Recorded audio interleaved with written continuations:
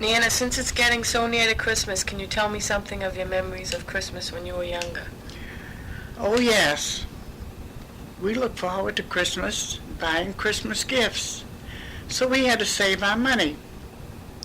We'd start in about November and save our pennies and nickels, maybe 2 cents to bring in a load of wood, throw the kindling into the cellar, 5 cents maybe for errands, things we do for the neighbors, till finally we got nearly $1. That was a big sum of money in those days. So my mother gave us each $1 in place of the change that we had had. So one day near Christmas, our friends and I invaded the Woolworth store, each with $1 apiece and 10 gifts to buy. You can imagine how we scurried up and down the aisles looking for all the gifts. We did pretty well, too. Came home with our arms full of gifts. The larger the better, because we thought we were getting more for our money. Came home and then spent the afternoon wrapping the gifts in tissue paper and string. We had no fancy Christmas paper in those days or ribbons, so string took the place, and seals. And I can remember one Christmas morning, we woke up and there'd been a storm in the night, and the rain leaked in through our bay window onto the tree. There was a green base around the tree, green crepe paper, and it stained everything. I had a pair of beautiful white stockings, my first pair of white stockings, which were becoming the rage in those days. And they turned out to be partly green. But my mother remedied that. She washed them, and pretty soon they were presentable. We got our small gifts. We were very happy and had a wonderful Christmas with all our family and friends at the table. You were saying something earlier about a circus day. What was circus Oh yes, day? I remember that. In those days, we used to have the big circuses come to town. One of them, Barnum and Bailey.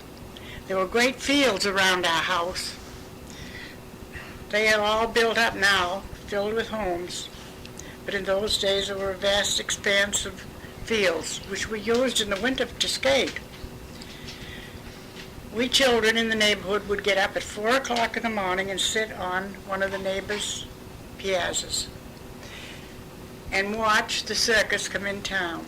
Of course, the circus would come in on the railroad trains and marched up to the grounds.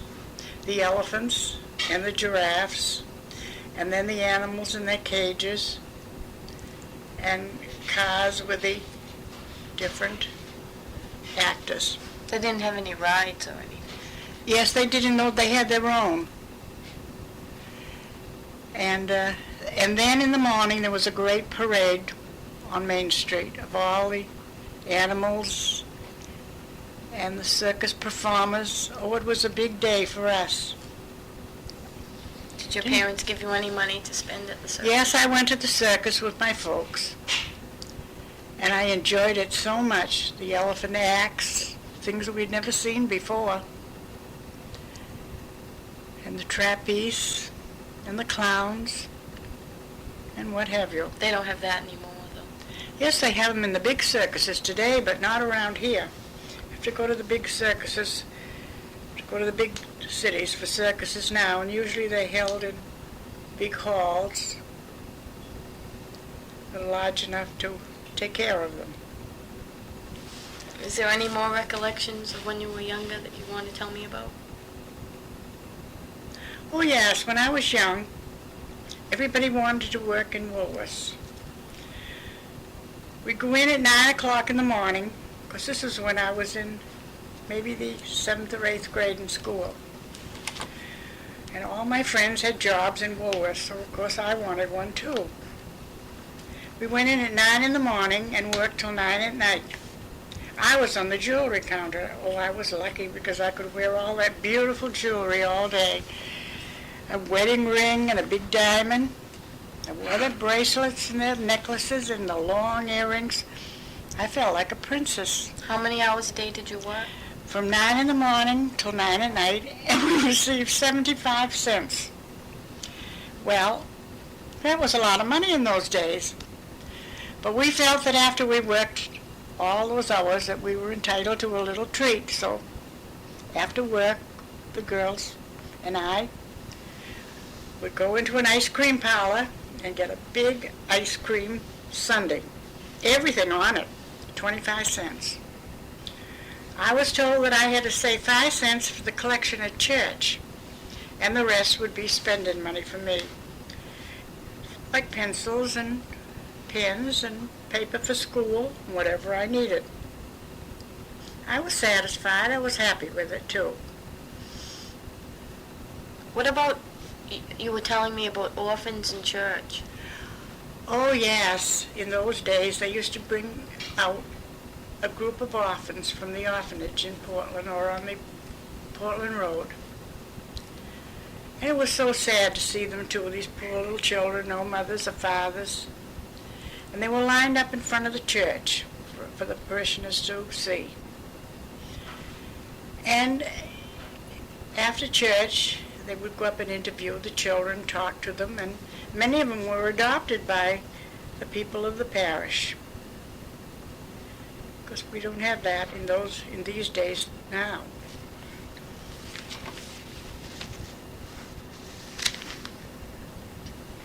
Oh, and another thing we used to do for excitement, too, in the summertime, a whole gang from the neighborhood, and we were quite a gang, too. We'd go out in the woods in the spring with our lunches and our pails and go for maple syrup. We'd tap the trees, tie the pails on there, and make a day of it. Well, there were quite a few of us that would go, and we all had our own trees pegged. And we'd bring home the sap each day. Could you sell it? Oh, no. We didn't have enough, of course. But when we thought we had plenty, we would boil it down until it turned to a heavy syrup. Maybe we'd get a cupful, but that was wonderful. We'd work for it and enjoy it. Can you tell me something about your early school days? Yes, my early school days were spent at St. Mary's School. Wonderful memories of that school and the nuns. I think I got a very good education. Did you have to say a prayer in the morning? In the morning, we had opening exercises and prayer, and then we sat down. We said the multiplication tables from the 2s to the 12s every morning. Then we bounded North America. We named the continents. We named the oceans. We named the states of the United States and their capitals. So today I remember that. I remember, too, going out to recess with all my winter clothes on, and by the time I got ready to go out with the gaiters and everything, the bell rang to come in. So I spent most of my Time lacing, recess dressing up to go out, and it was too late to go out. lacing up your gaiters? Yes, about 25 buttons on the gaiters. But of course the nuns insisted that we dress for recess as we had dressed for school. But recess wasn't long enough in those days to put on all those clothes. We had our annual St. Patrick's concert, which was a big event at school. We practiced for about a month. Everybody wanted to be in the concert, and I think they included everybody because they wanted all the parents to go. Mm-hmm. They were a big hit in those days. Everybody in the city went, whether they belonged to the parish or not. Did you have your own act to do? Yes, I was usually in the chorus. Not that I could sing, but anyway, I was in the... When you were young, did you have any other jobs, or did you always have the same one? No. When I was teaching down to Biddeford Pool, which was my first assignment, I taught there for 4 years. I became very friendly with the people. The postmistress down there asked me if I would be interested in taking a summer job in the post office, and I was very glad to accept. I enjoyed it very much, meeting those wealthy people. And in fact, I lived down at Biddeford Pool for 4 years too, and I boarded with a Coast Guard family. Was it expensive to live at the beach? No, not very. No, not expensive at all. In fact, all I paid was $5 a week board when I was living at the pool. We had wonderful times in the winter. I was in a Coast Guard colony there with a great many of the Coast Guard wives, and we'd meet in the evening and play cards. And then about once a month they'd have a dance in the big hall there, country dances. First time I'd ever danced those country dances, but they taught me, and I enjoyed them very much. I loved the children down there too. It was just like one big family. We got along fine. Did you ever go out on the ocean? Yes, they used to take me out on the boat. We went out to Gull Island one day. Before the gulls' eggs had hatched, I remember landing on that little island right in front of the Coast Guard station. And they said to me, be careful where you step, because the gulls don't make a nest. They just put their eggs on the rocks. So we had to kind of skip around so we wouldn't break an egg. Then we went out there a little later on another trip, and we couldn't land because the gulls swooped over our heads and wouldn't let us get on the island. They were protecting their babies. They had hatched a short time before that. I loved it at Biddeford Pool. I think it was one of the happiest 4 years of my teaching life. And then I was given a job in the city. Wentworth Street School, and I taught there for 4 years. I taught the 6th grade. And from then on, it was from one school to another. How old were you when you were teaching? Well, I started teaching at 20. And I taught 43 years. I loved teaching in those days, first of my teaching. You didn't get to go on any trips or anything when you were younger? Not when I was younger, but as I was older, I made many trips. Going to Portland every weekend? Oh, yes. When I was going to Gorham, we didn't go very much. We were working in the summer. But my roommate and I made one yearly trip to Portland. That was a big event of our life in those days. Since then, I've traveled extensively. But I don't think I enjoyed it as much as I did at one trip that we looked forward to so long. Was Portland considered the big city? Oh yes, Portland was a big city. We went in on the electric cars. We had electric cars in those days. Then later on, they were changed to buses. How did the people dress? Was there anything different? Well, as far as styles were concerned, I don't think I can tell you much difference, because we all wore hats and nobody wore slacks. It was all skirts and dresses and long coats. But that was the way. And I remember when I got my first fur coat, oh, I thought I was it. Was it expensive?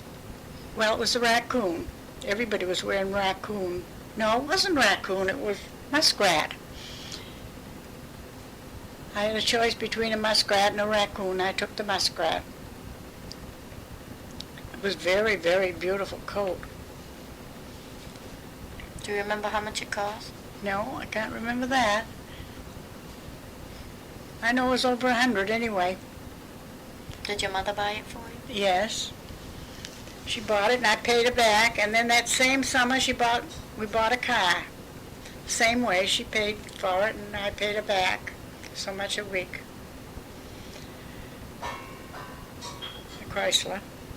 It's a nice car. We went everywhere in it. And I was glad that I could take my folks places that they had never seen too. What about going to the beach? Did you stay on the beach all day? Oh yes, we had our times at the beach. Of course, when I was teaching at Biddeford Pool, there was a beach there, and the children and I after school would take a long walk up the beach. Would you go swimming? Yes, go swimming. The children would bring their bathing suit if the afternoon was warm enough. If not, we didn't. We just walked the beach. We'd pick the wild berries around the beach, bayberry, alderberries, and the grasses that grew along the beach. And the shells. I had quite a collection of shells too. What about politics when you were a Well, we child? didn't think too much about that. My family were Democratic, and of course we voted Democratic. We didn't think too much about it in those days because there wasn't too much competition. Who was the president when you were a child? Oh, there were many presidents. I can't remember the first one, but I know, of course, it was during the First World War.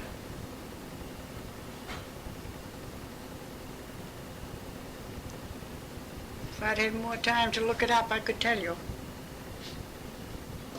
But there wasn't much fighting in politics and things like that. No, there wasn't. No. There wasn't. Of course, Biddeford was a Democratic city, and it always went Democratic. Saco was Republican, city across the river. Did the mills employ a lot of people in Saco? Biddeford and Biddeford, Saco? oh yes, especially during the war. They made all the uniforms khaki. Of course, it was a white drill, then it was dyed khaki color. And the business was booming here during the war, and of course in the shipyard in South Portland. Did men work in the mills or mostly the women? Oh no, men and women too. And the women that work in the weaving departments made big money. Did you ever work in the weaving department? Oh, I used to work in the cloth hall when I worked there. What's it like in the mill? Well, the department that I worked in was very clean. We were brought in these bolts of cloth, and they were put on tables, and we would inspect them. And the bad part of the cloth we'd cut out. That wasn't hard work, but Was it was it dirty in confining. there? No, not the place I worked. Were No, there- it was very clean. Rats and things? No, oh no, nothing like that.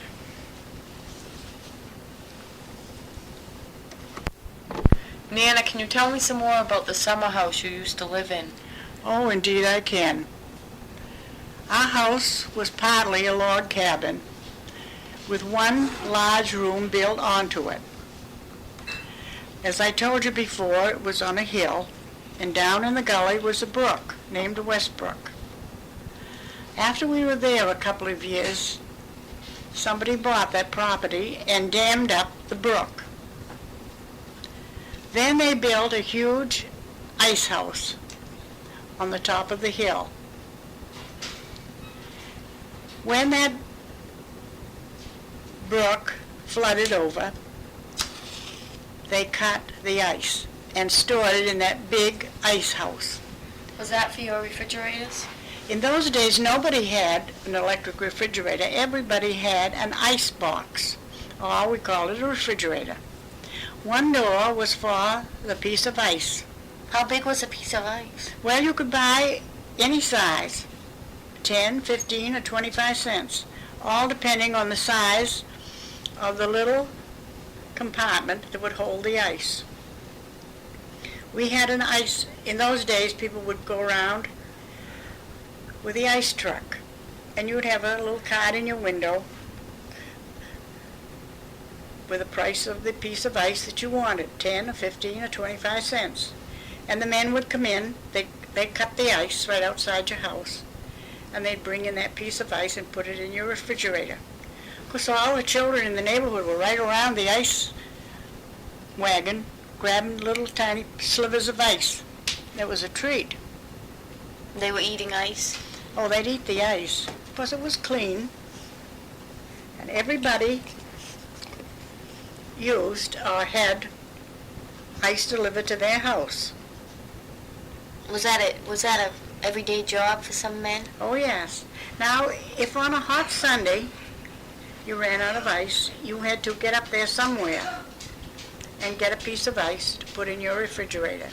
Because we couldn't freeze food in those days. If you bought ice cream, it had to be eaten the same day because you couldn't guarantee that it would last for another day.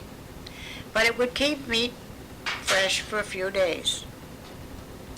Was 10 Then cents? underneath the refrigerator, the water would leak down into a big pan, and you had to empty that pan every day from the drippings of the ice. Was 10 cents expensive for a piece of ice? Well, that's what most people usually bought, because the refrigerators weren't too big. They keep butter in it, milk, and meat. That's about all. What about fishing? Well, you couldn't fish there after they had dammed the place up. Nobody was allowed on the pond then because they wanted the ice to be pure, the water to be pure when it froze into ice. But before that, of course, it was a wonderful fishing place because it was filled with trout.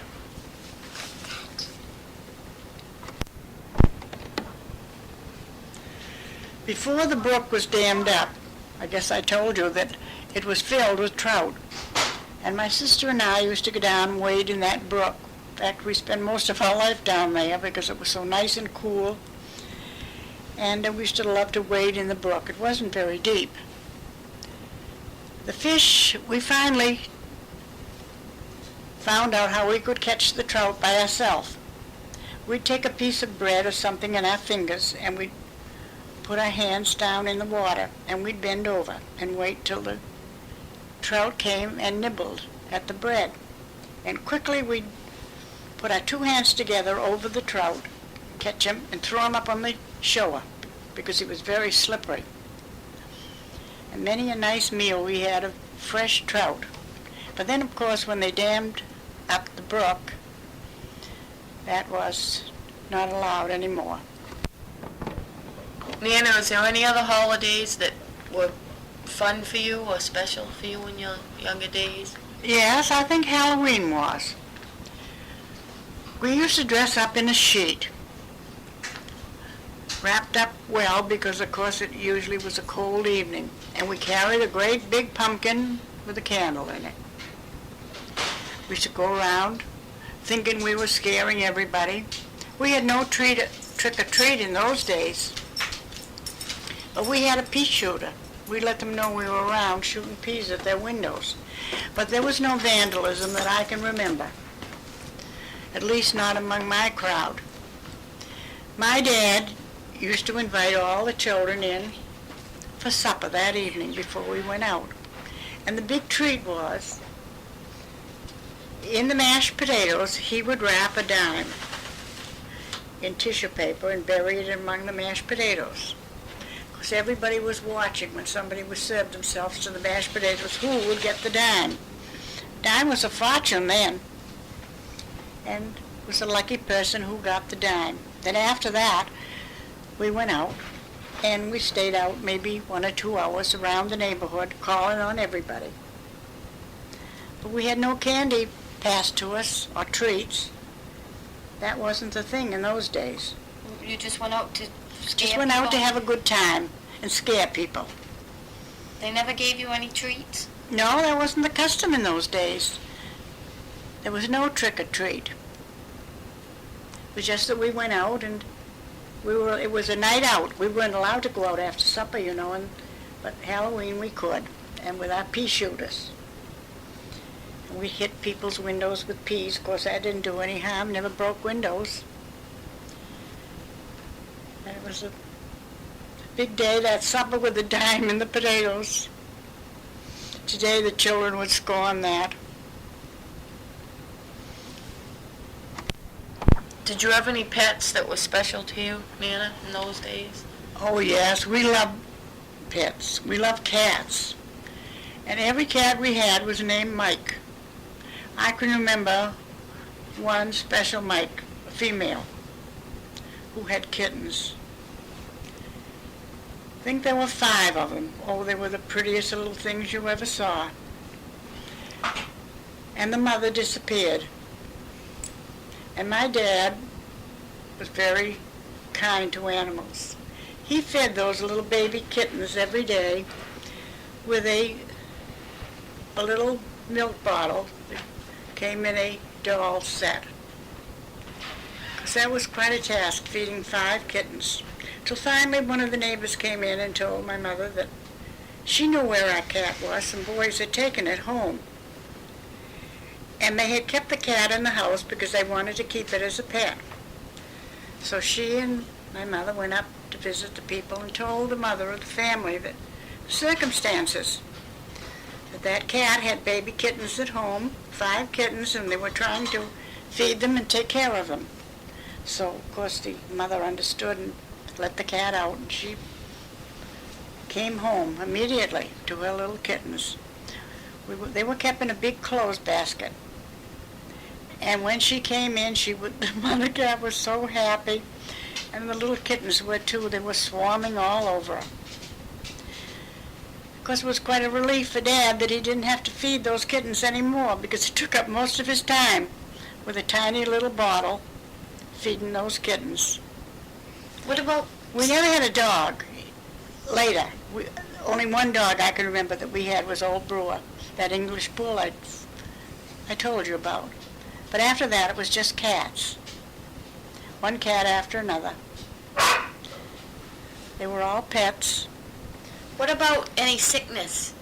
In the family? Would the doctor come to the house, or would you come? Oh yes, the doctors always made calls to the homes in those days. Was it expensive to pay for house calls? No, I think there were only $4 to have a doctor come to the house. If you went to his office, it was $3. But of course, if you were too sick, he came. Usually he had his horse and buggy. He'd come to the house, maybe every day until you were better. Take your temperature and see how you were progressing. Of course, we don't have any of those things today. You have to go to outpatient or go to the hospital.